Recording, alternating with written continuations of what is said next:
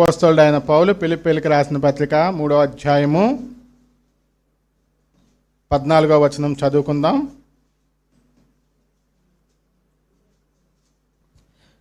క్రీస్తు యేసునందు దేవుని ఉన్నతమైన పిలుపునకు కలుగు బహుమానమును పొందవలనని గురి యొద్దకే పరిగెత్తుచున్నాను. చాలండి, ఒక చిన్న మాట ప్రార్థన చేసుకుందాం. పరిశుద్ధుడా, ప్రేమమయుడా, నీకే స్తోత్రాలు, వందనాలు తండ్రి. గొప్ప దేవ, శక్తిమంతుడా, సర్వాధికారి, అద్భుత కార్యాలు చేసే దేవా, నీకే వందనాలు తండ్రి. చదవబడిన లేఖనం ద్వారా మాతో అందరితో మాట్లాడి మాకు సహాయం దయచేయమని ఘనత మహిమ ప్రభావాలు మీకు ఆరోపిస్తూ యేసయ్య శక్తి కలిగిన నామంలో అడిగి వేడుకుంటున్నాము తండ్రి, ఆమేన్. ఫిలిప్పీయులకు రాసిన పత్రిక ఆనంద పత్రిక అంటారు దీన్ని.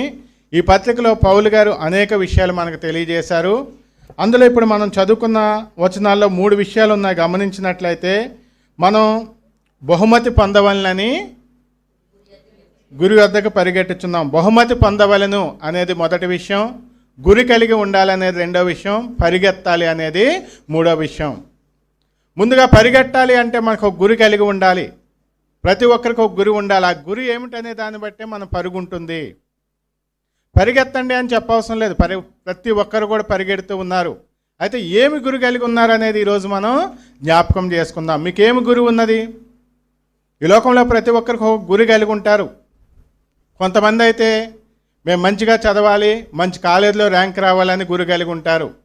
కొంతమందికి ఈ దేశంలో అందరికన్నా నేనే అందంగా ఉండాలి, లేదంటే ప్రపంచంలో అందరికన్నా నేనే అందంగా ఉండాలని ఒక గురి కలిగి ఉంటారు. కొంతమంది అయితే నేను ఆటల పోటీల్లో మంచిగా ఆడాలి అని గురి కలిగి ఉంటారు. కొంతమంది అయితే నేను బాగా ధనం సంపాదించాలని గురి కలిగి ఉంటారు. కొంతమంది అయితే మా కాలనీలు అందరికన్నా మాకే పెద్ద ఇల్లు ఉండాలని గురి కలిగి ఉంటారు. ప్రతి ఒక్కరికి ఒక గురి ఉంటుంది. అలాగే క్రైస్తవులకు కూడా గురి ఉంటుంది. నేను యేసుక్రీస్తు ప్రభు దగ్గరికి వెళ్తే నా రోగం తగ్గిపోతుందని ఒక గురి కలిగి ఉంటారు. నేను యేసుక్రీస్తు ప్రభు దగ్గరికి వెళ్తే మా అప్పులు తీరిపోతాయని గురి కలిగి ఉంటారు. నేను యేసుక్రీస్తు ప్రభు దగ్గరికి వెళ్తే నా పాపం పోతుందని గురి కలిగి ఉంటారు. రకరకాలుగా మనం గురి కలిగి ఉంటాం. ఆ గురి కలిగి ఉన్న మనం ఆ గురి వద్దకే పరిగెడుతూ ఉంటాం. మొట్టమొదటిగా గురి కలిగి ఉండాలి, ఆ గురి వద్దకే మనం పరిగెట్టాలి. ఆ గురి ఎలా కలిగి ఉండాలి అని మనం చూసినట్లయితే, ఒకసారి ఒక విలువిద్య నేర్పే అతను, బాణాలు వేసే విద్య నేర్పే అతను శిష్యులను పిలిచాడట. పిలిచి మొట్టమొదటి వాడికి ఆ బాణము విల్లంబులు అన్నీ ఇచ్చాడు. ఇచ్చి అడిగాడు, నీకేం కనిపిస్తుంది అంటే, అన్నీ కనిపిస్తున్నాయండి అన్నాడట. నేను కనిపిస్తున్నానా అంటే, కనిపిస్తున్నారు. నీ తోటి వాళ్ళు కనిపిస్తున్నారా? కనిపిస్తున్నారు అనగానే అన్నాడట, నువ్వు పక్కకు వెళ్ళి అన్నాడట. ఇంకొకటి పిలిచాడట. పిలిచి నీకేం కనిపిస్తుంది అంటే, అతను అన్నాడట, వీళ్ళందరూ కనిపిస్తున్నారు కానీ దూరంగా ఉన్న వాళ్ళు కనిపిస్తలేదు, కొద్దిమందే కనిపిస్తున్నారు. నెక్స్ట్ ఇంకొకరిని అలాగ అడిగితే, లాస్ట్లో ఒక అతను వచ్చిన తర్వాత అతను అడిగాడు, నీకేం కనిపిస్తుంది అంటే, చెట్టు కనిపిస్తుందా అన్నాడట. లేదండి, నాకు చెట్టు కనిపిస్తలేదు అన్నాడట అతను. నువ్వు గురి చూడవలసిన చెట్టునే కదా అంటే, మీరు నాకు చెప్పింది చెట్టు మీద ఉన్న ఒక పండును కొట్టమన్నారు, అది మాత్రమే నాకు కనిపిస్తుంది అన్నాడట. అలాగే ఈ లోకంలో కూడా ఒక గురి కలిగి ఉన్నామంటే ఆ గురే మనకు కనిపించాలి. నిద్రపోయినా, లేచినా, పడుకున్నా, తిరిగినా, ఎక్కడున్నా కూడా ఆ గురే మనకు కనిపించాలి.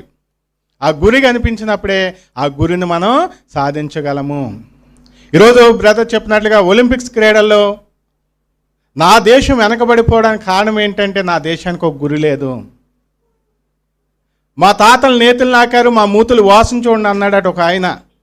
ఈరోజు భారతదేశం అలాగే తయారైంది. ఎప్పుడు చూసినా మా వేదాలు గొప్పే, మాకు ఆ ఋషులు ఉన్నారు, వీళ్ళు ఉన్నారు, వాళ్ళు ఉన్నారని చెప్తున్నారు. కానీ 200 దేశాలు పాల్గొన్న దాంట్లో నీ పరిస్థితి ఎక్కడుందిరా బాబు అంటే, దగ్గరికి ఇంచుమించుగా 70వ స్థానంలో ఉంది.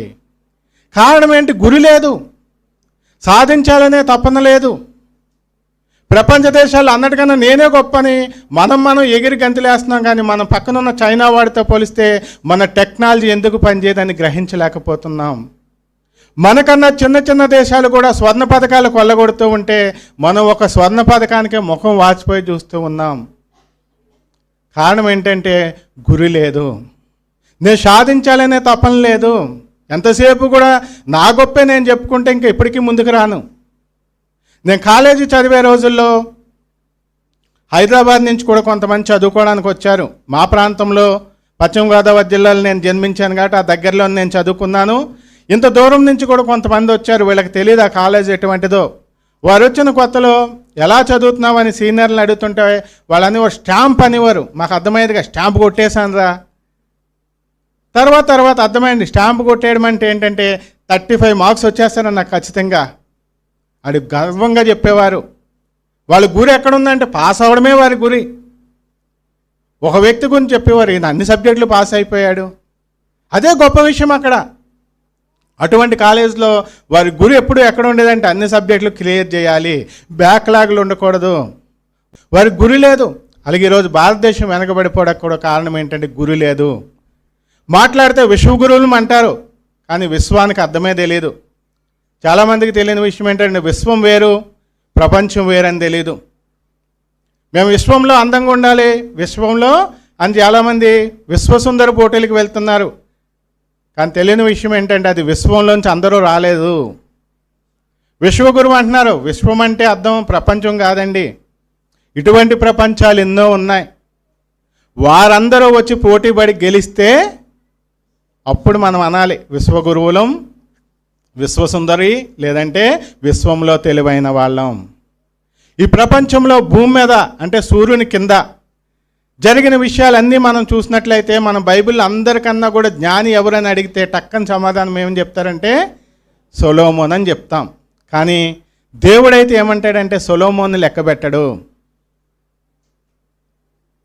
దేవుడు లూసిఫర్తో అంటున్నాడు కదా, దానియేలు కంటే నువ్వు తెలివైన వాడు అని. మరి దానియేలు గురించి ఎందుకు ఎత్తాడు, సొలొమోను గురించి ఎందుకు మాట్లాడలేదు అంటే సొలొమోనుకున్న జ్ఞానం అంతా కూడా సూర్యుని కిందే.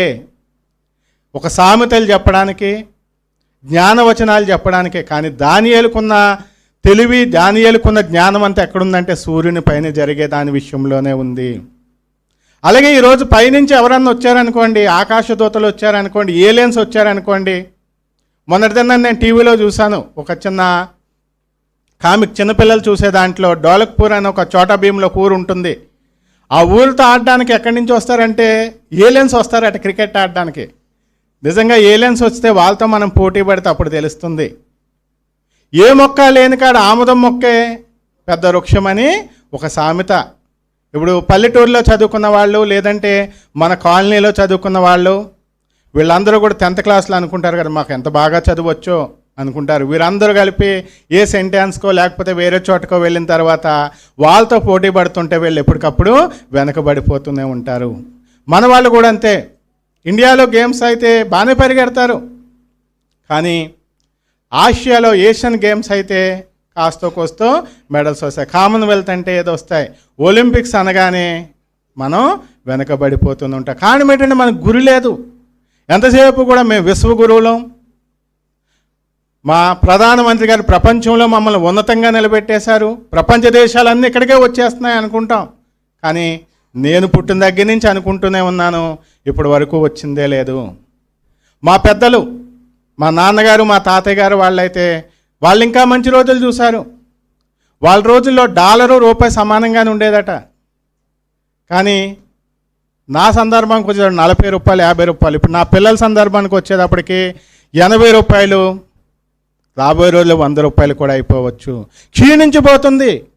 కానీ మనం ఏం చేస్తున్నామంటే ఎప్పటికప్పుడు ఆ విషయాలన్నీ పక్కన పెట్టేసి మాకే అన్నీ తెలుసు, మేమే గొప్పవాళ్ళం అని అనుకుంటూ ఉన్నాం. అందుకే మనం ఎప్పటికప్పుడు వెనకబడిపోతూ ఉన్నాం. కాబట్టి గమనించండి, మనం గురి కలిగి ఉండాలి, ఆ గురి కోసం శ్రమించాలి. కొంతమంది వస్తూ ఉన్నారు, వారు అనాథలుగా ఉన్నారు, వాళ్ళకి ఆహారం లేకుండా ఉన్నారు, సరైన సౌకర్యాలు లేకుండా ఉన్నారు, పరిగెట్టడానికి షూ కొనుక్కోవడానికే ధనం లేని పరిస్థితుల నుంచి వచ్చిన వారు ఉన్నారు. అయినప్పటికీ కూడా వారికి ఉన్న ఆశ ఒకటే, మేము గెలవాలి. ఒక ఆయన అనుకున్నాడట, నా దేశం గురించి ఎవరికీ తెలియదు, కానీ నా దేశం గురించి తెలియాలంటే నేను ఎక్కడైతే ఒలింపిక్స్ జరుగుతున్నాయో దాన్నే నేను ఎన్నుకుంటాను, అక్కడ కనుక నేను గోల్డ్ మెడల్ కొట్టానంటే నా పేరు మారుమోగిపోతుంది, నా దేశం గురించి తెలుస్తుంది అనుకున్నాడట. ఈరోజు భారతదేశం ఎంతో గొప్పదని చెప్పుకొని ఆ రాజకీయాల కోసం ఎన్నో చేస్తూ ఉన్నారు. ఎవరో లాగవసరం లేదండి, మన వాళ్ళు మనమే లాగేసుకుంటూ ఉన్నాం. ఒక ఆయన అన్నాడు, ఫుట్బాల్లో ఇండియా ఎందుకు ఎప్పుడు సరిగ్గా ఆడదు, ఫుట్బాల్లో అనేక దేశాలు గొప్ప గొప్ప స్థానానికి వెళ్ళిపోతున్నాయి, ఇండియా ఎందుకు ఆడలేకపోతుందంటే, ఒక ఆయన అన్నాడు, మా దేశంలో భక్తి ఎక్కువండి, దేనికి కాలుని తగలనివ్వరు, చివరికి కాలు గడపకు తగిలినా దండం పెట్టుకుంటాం కదా, అందుకే కాలుతో తన్ని ఆటలో మేము ముందుగా ఆలేకపోతున్నాం అన్నాడట.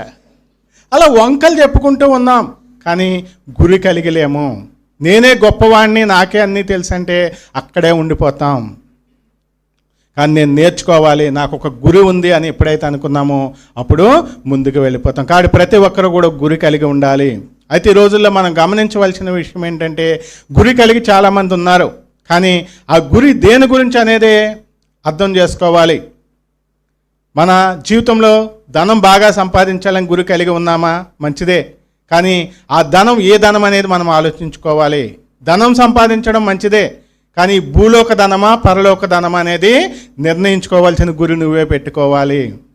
జ్ఞానం సంపాదించుకోవడం మంచిదే, అది లోక జ్ఞానమా పరలోక జ్ఞానమా గురి పెట్టుకోవాల్సింది మనమే. బాగా బ్రతకాలనుకోవడం మంచిదే, కానీ ఈ లోకంలో బ్రతకాలా పరలోకంలో బ్రతకాలా గురి పెట్టుకోవాల్సింది మనమే. మంచిగా మాటలు చెప్తే జనాలకు నచ్చుతాం, కానీ ప్రార్థన చేస్తే దేవునికి నచ్చుతాం. మనం దేవునికి నచ్చాలా మనుషులకి నచ్చాలా గురి పెట్టుకోవాల్సింది మనమే. ఒకటి పెట్టుకోవాలి, ఇది కలిగి ఉండాలి. నేను చెప్పడం మాటలు ఈజీయే, నేను చెప్పేస్తాను, కానీ నేను పాటించగలనా? అది ఎవరికి వాళ్ళు ఆలోచించుకోవాలి. వేరే వాళ్ళు నేను అనడం లేదు, నా గురించి నేనే, ఎవరి గురించి వాళ్ళే. గురి కలిగి ఉండాలి మనం. మన పిల్లలు ఏ స్థితిలో ఉండాలి? మా అబ్బాయి మంచి మార్కులు వేసుకుని మంచి ర్యాంకు కొట్టి మంచి CEO అయిపోవాలండి, లేదంటే ఫలానా చోట మంచిగా అయిపోవాలండి అని గురి కలిగి ఉంటాం, మంచిదే. అయితే ఎంతకాలం ఈ లోకం ఉంటుంది? ఎంతకాలం ఈ లోకంలో ఉంటాడు? ఈ లోకం గతించిపోయిన తర్వాత ఎక్కడుంటాడు? ఆ గురి కూడా కలిగి ఉండాలి. మన దేశం వెనకబడిపోతుందని చెప్పడానికి నేను ఎంతో సిగ్గుపడుతూ ఉన్నాను, కానీ చెప్పక తప్పడం లేదు. ఒక ఆయన అంటాడు కదా, భారతదేశం అంత గొప్పది ప్రపంచంలో లేదండి, ప్రపంచంలో ఎక్కడ చూసినా చూడండి CEOలు మన వాళ్ళే ఉన్నారు, ఎంత గొప్ప దేశం మంది అంటున్నాడు. కానీ ఆ సహోదరుడు ఆలోచించవలసిన విషయం, CEO అయిపోయాడు గొప్పవాడే, కానీ CEOకు ఉద్యోగం ఇచ్చిన వాడు? మనం ఎక్కడ ఆలోచిస్తున్నాం చూడండి. దేవుడే ప్రత్యక్షమై నీకేం కావాలని అడిగాడు అనుకోండి, ఎలాగుంటాయి కోరికలు? ఒక 3 సంవత్సరాల పిల్లవాడిని అడగండి, దేవుడే ప్రత్యక్షమై నీకేం కావాలంటే ఏం చెప్తావంటే, నాకు ఇన్ని ఐస్ క్రీములు కావాలంటాడు. ఇంకొకరిని అడగండి, ఇంకొకటి చెప్తారు. అలాగా రేంజ్ అనేది ఎంతవరకు? కొంతవరకు. అలాగే వీళ్ళ రేంజ్ ఎక్కడుంది? CEO అయిపోతున్నాడు అంటున్నాడు, కానీ ఈ CEOకు ఉద్యోగం ఇచ్చిన వాడు ఒకడున్నాడు, వాళ్ళగా మేము అవ్వాలని ఎవరన్నా అనుకుంటున్నారా? భారతదేశం వెనకబడతానికి అదే కారణం. ప్రతి ఒక్కరూ కూడా మేము ఇంజనీర్ చదివి అమెరికా వెళ్ళి జాబ్ చేస్తాం అనుకుంటున్నారు, కానీ అమెరికాలో నా దేశం మారాలని అనుకునే వాళ్ళు చాలా కొద్దిమందే. ఆస్ట్రేలియాలో నా దేశం మారాలని కోరుకునేవారు కొద్దిమందే. ఆ కొద్దిమందిలో ఇంకా ఎక్కువ మంది భ్రమలో బతికేస్తూ ఉన్నారు. ప్రపంచంలో నాదే గొప్ప దేశం, ప్రపంచంలో మా అమ్మ మంచిది అనుకోవడం అందరూ అనుకోవాలి, కానీ నా అమ్మ ఒక్కదే మంచిది అనడం మాత్రం ఎప్పుడు మంచిది కాదు. ప్రపంచ దేశాల్లో దేవుడు ఎప్పుడు కూడా దేశాలను చేయలేదండి. దేవుడు భూలోకాన్ని చేశాడు, మనిషే గీతలు గీసుకున్నాడు, ఇది నా దేశం, ఇది నీ దేశం, ఇది నీ దేశం అని. కానీ ప్రపంచానికి దేవుడు ఒక్కడే. ఆ దేవుడు ప్రపంచంలో అందరికీ తెలివితేటలు ఇచ్చాడు. నా దేశభక్తి అనే ముసుగులో పడి మానవత్వం మర్చిపోతూ ఉన్నారు ఈరోజు. అందుకే వారు గురి లేకుండా జీవిస్తూ ఉన్నారు. మంచి పాట ఉంటుంది, గురు లేని నా జీవితాన్ని మార్చి నీవు గురి కలిగి జీవించేలా చేసావయ్యా. కాబట్టి ఈరోజు మీరు ఆలోచించుకోండి, మీ గురి ఏమై ఉన్నది? మీ పిల్లల విషయంలో మీ గురి ఏమై ఉన్నది? మా పిల్లవాడు బాగా చదువుకుని మంచి ఉద్యోగం రావాలని కోరుకోవడం మంచిదే, దానికన్నా ముందుగా మీ గురి ఏం కలిగి ఉండాలంటే, మా అబ్బాయి దేవుణ్ణి నమ్ముకుని పరలోకం రావాలి, ఈ గురి కలిగి ఉండాలి. నా ఉద్యోగంలో నేను మంచి స్థితికి వెళ్ళాలనుకోవడం మంచిదే, కానీ దానికన్నా ముందుగా యేసుక్రీస్తు ప్రభుని నేను నమ్ముకోవాలి, నరకాన్ని తప్పించుకోవాలని గురి కలిగి ఉండాలి. గురి కలిగి ఉంటే ఆటోమేటిక్గా పరిగెడతామండి, సమస్య లేదు. లోకం ఎంతలా మారిపోయిందంటే, ఒకప్పుడు చెప్పేవారు, బాబు నువ్వు సంపాదించినా పర్లేదు, సంపాదించకపోయినా పర్వాలేదు, నీతిగా బ్రతకనేవారు. మొన్న టీవీలో నేను ఒక యాడ్ చూశాను, కన్నడ సినిమా అనుకుంటా.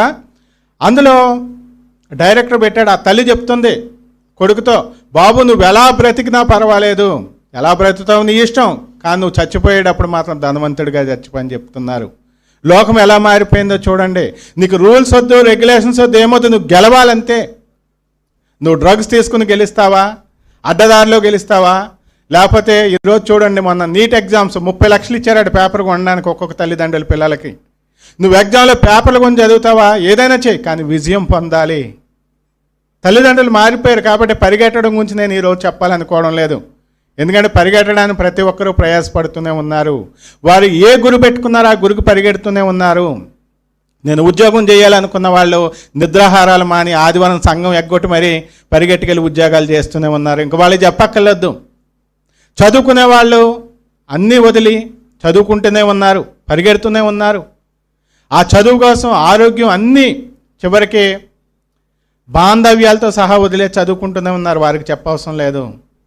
అన్ని రకాలుగా మనిషి పరిగెడుతూనే ఉన్నాడు. కానీ గురి ఏది కలిగి ఉన్నాడు అనేది మనం గ్రహించాలి.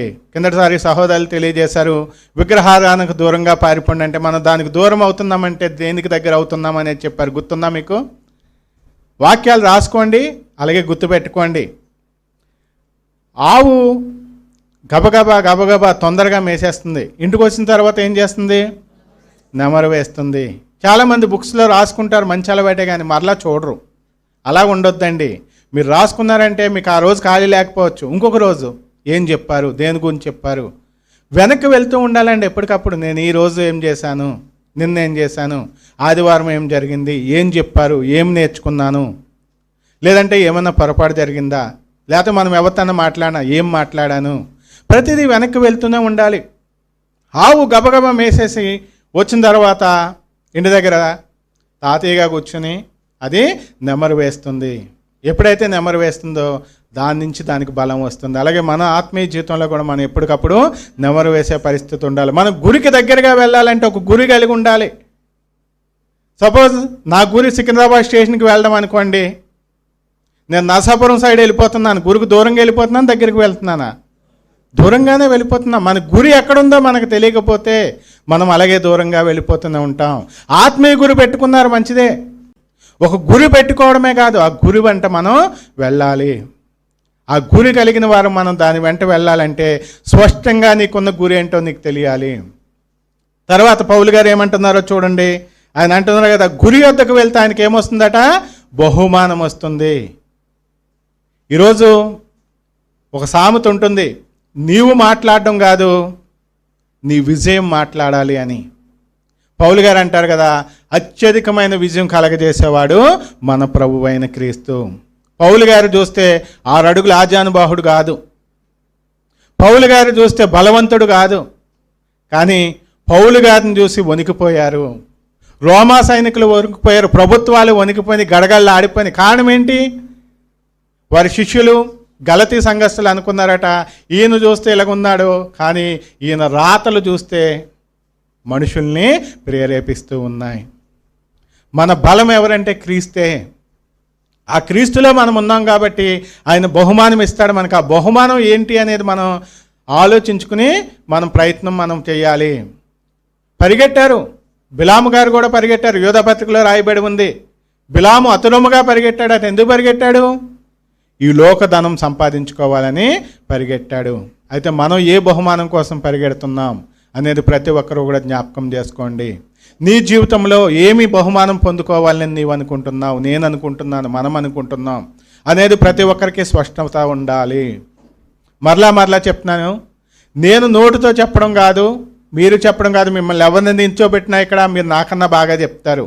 చెప్పడం ముఖ్యం కాదండి, కానీ మన బహుమతి ఏం కావాలి మనకు అనేది మనకు తెలుసుండడం, స్పష్టంగా తెలుసుండడం కంపల్సరీ ప్రతి ఒక్కరికి ఉండాలి. నేను బాగా పాటలు పాడాలనే మీకు ఉందనుకోండి, మీరు పాటలు బాగా పాడారు, దానికి బహుమతి ఏమొస్తుంది?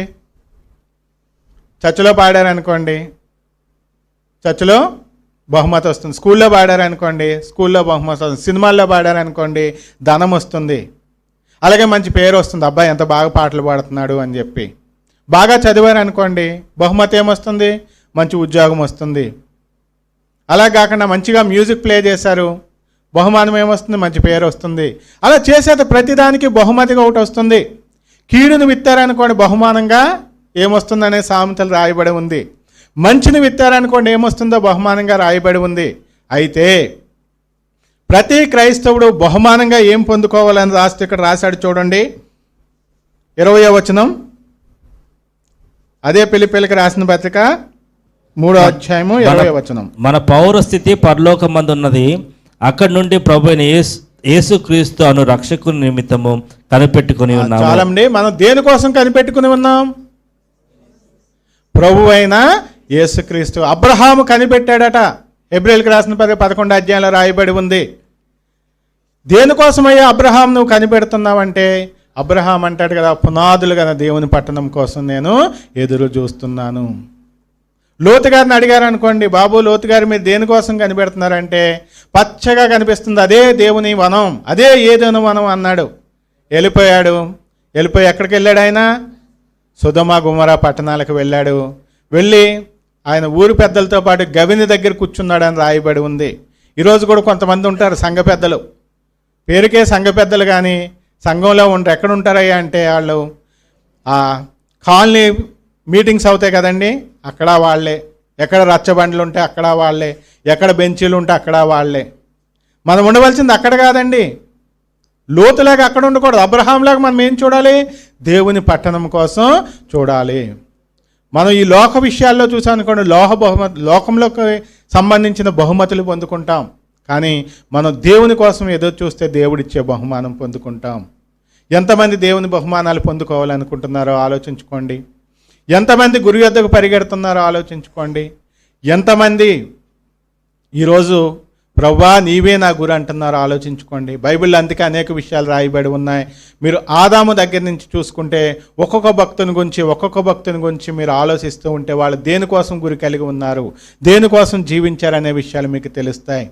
ఈ లోకంలో చాలామంది గురి కలిగి ఉన్నారు, కానీ ఆత్మీయ గురి కలిగిన వారు కొద్దిమందే ఉన్నారు. గురి కలిగిన వారు కొద్దిమందే ఉన్నారు. ఆత్మీయ గురి కలిగిన కొద్దిమందిలో కూడా పరిగెట్టగలిగిన వారు కొద్దిమందే. ఆ పరిగెట్టే వారిలో కూడా ఇహలోకాన్ని బట్టి ఆగిపోకుండా పరిగెట్టేవారు కొద్దిమందే. చాలామంది పరిగెడుతూ ఉంటారు. పరిగెడతాం గొప్ప విషయం కాదు, కానీ ఆ పరిగెట్టే విషయంలో మనం ఎలా పరిగెట్టాలంటే గురి వద్దకు వెళ్ళిపోతూ ఉండాలి. ఒక అరగంట పరిగెట్టాను అనుకోండి, నేను 10 కిలోమీటర్లు వెళ్ళాలని ఒక టార్గెట్ పెట్టుకున్నాను, ఒక అరగంట పరిగెట్టాను, తర్వాత చూస్తే అక్కడే ఉంటే, లేదు 10 అడుగులు ముందుకేస్తున్నాను, 11 అడుగులు వెనకేస్తున్నాను, ఎప్పుడు వెళ్తాను? ఎప్పటికీ వెళ్ళలేను. అలా ఉండకూడదు మన పరుగు ప్రయాణం. ఒక అతను వాళ్ళ బామ్మగారి దగ్గరికి వచ్చి, అమ్మమ్మ దగ్గరికి వచ్చి చెప్పాడట, అమ్మమ్మ నేను 100 మీటర్ల పరుగు పందెంలో ఉద్బుల్లాపూర్ తరపున పోటీ పడుతున్నాను, నన్ను ఆశీర్వదించమ్మా అంటే ఆమె చెప్పిందట, బాబు కంగారు పడి పరిగెట్టుకుని నిదానంగా వెళ్ళు అందట. నిదానంగా వెళ్తాడా? ఎప్పటికీ వెళ్ళలేడు. ఎక్కడ ఎలా పరిగెట్టాలో అలాగే పరిగెట్టాలి. అలాగే బహుమతి అన్నప్పుడు కూడా మనం ఒక గురి కలిగి ఉన్నాం. ఒక ప్రైజ్ మనీ పెట్టారు అక్కడ. ఈలోపు మనకి దారిలో ఒక 10 రూపాయల నోటు కనిపించింది. ఈ 10 రూపాయల కోసం ఉంగామనుకోండి, వెనకబడిపోతాము. కనిపిస్తూ ఉంటాయి. సాతాను ఏం చేస్తూ ఉంటాడంటే చిల్లర డబ్బులు ఇసురుతూ ఉంటాడు. కుక్క బిస్కెట్లు వేసినట్లుగా ఈ లోకంలో ఆకర్షణలు వేస్తూ ఉంటాడు. అయినా కూడా అన్నిటినీ కూడా ఈయన అంటున్నాడు చూడండి, పౌలు గారు ఏమంటున్నారంటే, వెనుకున్నవి మరిచి ముందున్న వాటి కొరకై వేగిరపడుతున్నాడు. మనం అన్నీ మర్చిపోవాలండి, ఏది కూడా కాదు. మన గురి ఎప్పుడు కూడా వాటి మీదే ఉండాలి. మీ ఆత్మీయ జీవితంలో వెళ్ళేటప్పుడు నీ చుట్టూ అనేక మంది ఉంటారండి, వారిని ఎవరిని మనం చూడకూడదు. మనం పాటలు పాడుతూ ఉంటాం. పాటలు పాడేటప్పుడు కూడా మనం పక్క వాళ్ళని చూడకూడదు, వాళ్ళు పాడుతున్నారా. ఆరాధన చేసేటప్పుడు కూడా ఎవరిని చూడకూడదు, మనమే ఆరాధన చేయాలి. ఆత్మీయ జీవితంలో కూడా అనేక మంది పడిపోతూనే ఉంటారు. మీరు స్పోర్ట్స్ చూసినట్లయితే బయలుదేరినప్పుడు ఒక 20 మందో 30 మందో బయలుదేరవచ్చు, కానీ ఎంతమంది వెళ్తారు చివరికి? ఒకసారి ఇలాగే ఒలింపిక్స్ అవుతున్నాయి. ఒక ఆయన మన ఇండియా తరపునే చూస్తున్నాడు. ఒక ఇండియన్ పరిగెడుతున్నాడు, ఒక్కడే పరిగెడుతున్నాడు, మిగతా వాళ్ళందరూ వెనకున్నారు. ఈయన గంతులేస్తున్నాడు, ఎగురుతున్నాడు. ఆహా ఓహో, నా దేశానికి ఫస్ట్ టైం ప్రైజ్ వచ్చేస్తుంది పరుగు పందాల్లో, ఇంకేముంది అంటే ఈలోపు కొద్దిగా సౌండ్ పెంచి కామెంటేటర్ అంటున్నాడు, వాళ్ళందరూ 5 రౌండ్లు పూర్తి చేసేసరి 4వ రౌండ్లోనే పరిగెడుతున్నాడట. ఇలా సర్కిల్ తిరుగుతారు కదా, తిరిగి వాళ్ళు ఇటు వచ్చేసారు, కానీ నేను ఇక్కడే ఉన్నాడు. మనమేమనుకుంటున్నాం, ఆహా ఎంత పరిగెట్టేస్తున్నాడు. మన జీవితంలో కూడా చాలాసార్లు మనం అదే అనుకుంటాం, నేను చాలా సాధించేశాను, నా భక్తి జీవితం చాలా బాగుందని మనం అనుకుంటాం. కానీ నిజంగా చెప్పాలంటే ప్రియులారా, మీరైనా నేనైనా మనం మాత్రమే కాదు, ఈరోజు టీవీ స్పీకర్లుగా, అంతర్జాతీయ స్పీకర్లుగా పిలువబడుతున్న గొప్ప గొప్ప దైవ సేవకులైనా ఆ రోజు అపోస్తలతో పోలిస్తే అసలు భక్తి జీవితమే కాదు. బిల్లీ గ్రహం గారు లాంటి వారితో మనం పోల్చుకుంటే మన భక్తి ఏం వాటిది లేదు. దేవదాస్ అయ్య గారు, ఏసన్న గారు, ఇలాగా ప్రతి మినిస్ట్రీస్లో కూడా సేవకులు గొప్ప గొప్ప సేవ చేశారు. వారి సేవా జీవితంతో పోల్చుకుంటే, వారి ఆత్మీయ జీవితంతో పోల్చుకుంటే, వారి కమిట్మెంట్తో పోల్చుకుంటే మనం అసలు మన సేవే కాదు, మనం చేసే భక్తే కాదు. మన గురి ఎప్పుడు ఎవరితో పెట్టుకోవాలి? చివరికి మాట ముగించుకుందాం. ఇప్పుడు మీరు జాగ్రత్తగా ఆలోచించండి. ఇన్ని మాటలు చెప్పాను కదా, ఇప్పుడు మీ గురి ఏమై ఉన్నది? ఎప్పుడు 35 మార్కులు వచ్చేవాడితో మనం పెట్టుకుందాం అనుకోండి, చాలదు. మన ఆత్మీయ జీవితంలో మనం ముందుకు వెళ్ళాలంటే మీరు ప్రతి ఒక్కరు కూడా మీకు అవకాశం ఉన్న ప్రతిసారి కూడా భక్తుల చరిత్రలు చదవండి, భక్తులు చేసిన పరిచర్య చదవండి. సిలువ యోధులు, క్రీస్తు యోధులు, ప్రార్థనా యోధులు పుస్తకాలు దొరుకుతాయి. వారి జీవితాలు మనం చూసినట్లయితే వారు ఎంత శ్రమ పడ్డారో, వారు ఎంత కష్టపడ్డారో, వారు ఆత్మీయతను కాపాడుకోవడానికి వారు ఎన్ని శ్రమల గుండా ప్రయాణం చేశారో వారి జీవితాలు మనం చూస్తూ అనుకుంటాం కదా, మనం చాలా చాలా చాలా సౌఖ్యంగా ఉన్నాం, చాలా చాలా చాలా అద్భుతమైన పరిస్థితుల్లో ఉన్నాం. ఇలాంటి కూర్చోవడానికి స్థలాలు లేక ఎంతోమంది ఆరాధిస్తూ ఉన్నారు. ఇలా కూర్చోవడానికి అవకాశం లేదు. అందరూ కళ్ళు మూసుకుంటే ఎక్కడ వచ్చి మతోన్మాదులు మీద పడతారనే భయంకరమైన పరిస్థితుల్లో ఉన్నారు. మొన్నటి దినాన్ని నేను సోషల్ మీడియాలో ఒక వీడియో చూశాను. ఆదివారం వారు ఒక టెంట్ వేసుకుని ఆరాధించుకుంటూ ఉంటే మతోన్మాదులు వచ్చి ఆ టెంట్ అంతా పీకేస్తూ ఉన్నారు ఒక పక్క నుంచి. అటువంటి పరిస్థితుల్లో కూడా వారు సేవలో ముందుకు వెళ్తున్నారు, పరిచర్యలో ముందుకు వెళ్తున్నారు, ఆత్మీయ స్థితిలో ముందుకు వెళ్తున్నారు. వారికి ఒకటే గురి, ఈ లోకంలో ఎన్ని శ్రమలు వచ్చినా కూడా నా దేవుని నుంచి నన్ను ఎవరు కూడా దూరపరచలేరు. ఈ లోకంలో నేను కష్టపడుతున్నానేమో, రేపు పరలోకంలో నేను ఆనందపడతాను. ఈ లోకంలో నేను నిందల పాలవుతున్నానేమో, దేవుడు నాకు ఇచ్చే బహుమానం ఉంది, అది అద్భుతమైన బహుమానం ఇస్తాడు. అలా ప్రతి ఒక్కరు కూడా గురి కలిగి ఉండాలి. గురి కలిగి ఉండండి అని చెప్పడం పెద్ద విషయం కాదండి, కానీ ఒక గురి కలిగి ఉండడం గొప్ప విషయం. నాకు బహుమానం కావాలని కోరుకోవడం గొప్ప విషయం కాదు, కానీ ఏ విషయంలో బహుమానం కావాలి, అది ఎటువంటి బహుమతి అనేది మీరు జ్ఞాపకం చేసుకోండి. నేను బాగా పాడుతున్నాను కాబట్టి, లేదు నేను మంచి మాటలు చెప్పాను అనుకోండి, మంచిగా చెప్పబోతే తిట్టుకుంటారు, మంచిగా చెప్తే బాగా చెప్పారని. అది ఎక్కడి వరకు? మంచిగా వాక్యాన్ని ప్రకటిస్తే మనుషులు మెచ్చుకుంటారు, కానీ ఈ మెప్పు కాదండి మనకు కావాల్సింది. ఏ మెప్పు కావాలి? పరలోకం మెప్పు కావాలి. మీరు పాటలు పాడినా, సగం పాటలు పాడేవాళ్ళు కూడా తొందరగా రండమ్మా పాటలు పాడడానికి అంటే సాధారణంగా రారు, వచ్చినా కూడా పాడరు. ఎందుకు? అందరూ రావాలండి, అందరూ వచ్చా పాడతాండి. ఎందుకు? మనం ఎవరి కోసం పాడతాం? మనుషుల కోసమే పాడతాం. ఎవరి కోసం ప్రసంగాలు చెప్తాం? మనుషుల కోసమే ప్రసంగాలు చెప్తాం. ఎవరి కోసం భక్తి చేస్తాం? మనుషుల కోసమే భక్తి చేస్తాం. అలా కాదండి, దేవుని కోసం మనం భక్తి చేయాలి. నీ గురి ఒకటే కలిగి ఉండాలి. యేసుక్రీస్తు ప్రభువుని నమ్ముకుంటే అప్పులు తీరుతాయా? తీరుతాయి ఖచ్చితంగా. ఆరోగ్యాలు బాగుపడతాయా? బాగుపడతాయి ఖచ్చితంగా. కుటుంబంలో శాంతి సమాధానం ఉంటుందా? ఉంటుంది ఖచ్చితంగా. కానీ అక్కడే ఆగిపోకండి. అవి జరగవని నేను చెప్తే నేను అబద్ధ బోధకుండా, జరుగుతాయి, కళ్ళారా మనం చూస్తున్నాం, జరుగుతాయి. కానీ అక్కడే ఆగిపోకండి. మన గురి ఎలా ఉండాలి అంటే పౌలు గారి వలె మన గురి ఉండాలి. పౌలు గారికి లోకంలో ఎంత తక్కువైందండి. ఆయన యేసుక్రీస్తు కోసం రాకముందే చాలా దర్జాగా బతికాడు, ధనవంతుడిగా బతికాడు, పేరు ప్రఖ్యాతులు పొందాడు. ఎప్పుడైతే దేవుని కోసం నేను నిలబడాలనుకున్నాడో దెబ్బలు తిన్నాడు, దేవుని కోసం నేను నిలబడాలనుకున్నాడు అవమానాలు పొందాడు, దేవుని కోసం నేను నిలబడాలనుకున్నాడు ఆకలి తప్పులు వచ్చినాయి, దేవుని కోసం నిలబడాలనుకున్నాడో తన స్నేహితులైన అధికారులు కూడా ఇతనికి వ్యతిరేకం అయిపోయారు. అయినప్పటికీ కూడా పౌలు గారు ఏమంటారంటే ఇది సంతోష పత్రిక, ఆనంద పత్రిక కదా. ఆయన అంటున్నాడు చూడండి 4:4 ఏమంటున్నాడో, ఎల్లప్పుడూ ప్రభునందు ఆనందించుడి, మరల చెప్పుదును ఆనందించుడి, మీ సహనమును సకల జనులకును తెలియనియుడి, ప్రభువు సమీపముగా ఉన్నాడు. నీ గురి ప్రభువు అయితే, నీ గురి యేసు రాకడలో నువ్వు ఎత్తబడాలనుకుంటే యేసు రాకడ అతి సమీపంగా ఉన్నది. ఆయన మనల్ని తీసుకుని వెళ్ళిపోవడానికి రాబోతూ ఉన్నాడు. సంఘాన్ని ఆయన తీసుకుని వెళ్ళిపోతాడు. ఆయన దగ్గరకు వచ్చేస్తున్నాడు. నువ్వు కూడా దగ్గరికి వచ్చావనుకో ఏమవుతుంది? దూరం ఇంకా తగ్గిపోతుంది. కానీ ఆయన ఇటు వస్తున్నాడు, మనం ఇటు వెళ్తున్నాం అనుకోండి, మన జీవితం ఇంకా చెప్పుకోలేం. అటువంటి పరిస్థితిలోకి మనం వెళ్ళిపోతాం. కాబట్టి ప్రతి ఒక్కరూ బహుమతి పొందుకోండి. ఈ లోకంలో బహుమతులు పొందుకున్న వారి గురించి టీవీల్లో చెప్తూ ఉన్నారు, పత్రికల్లో ప్రకటిస్తూ ఉన్నారు.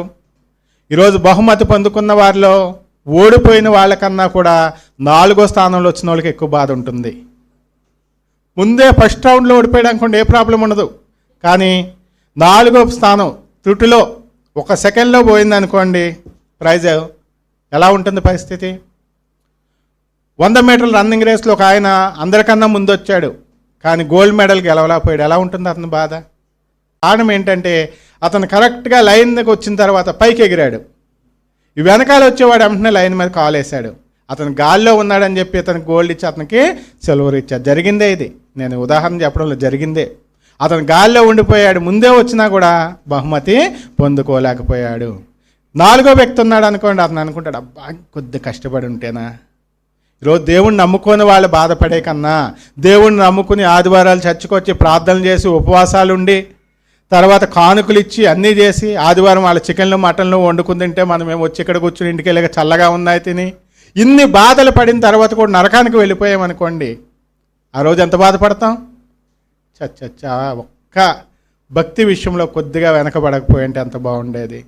వాళ్ళు అవుతారు పక్కనున్న వాళ్ళు, మేము ఈ లోకంలో ఆనందించి నరకానికి వచ్చాం, పర్వాలేదు, అదన్నా దక్కింది మాకు, మీకు అది లేదు ఇది లేదు అంటారు. కాబట్టి మనం గురి కలిగి ఉన్న వాళ్ళం ఖచ్చితంగా గురి వద్దకే పరిగెట్టండి.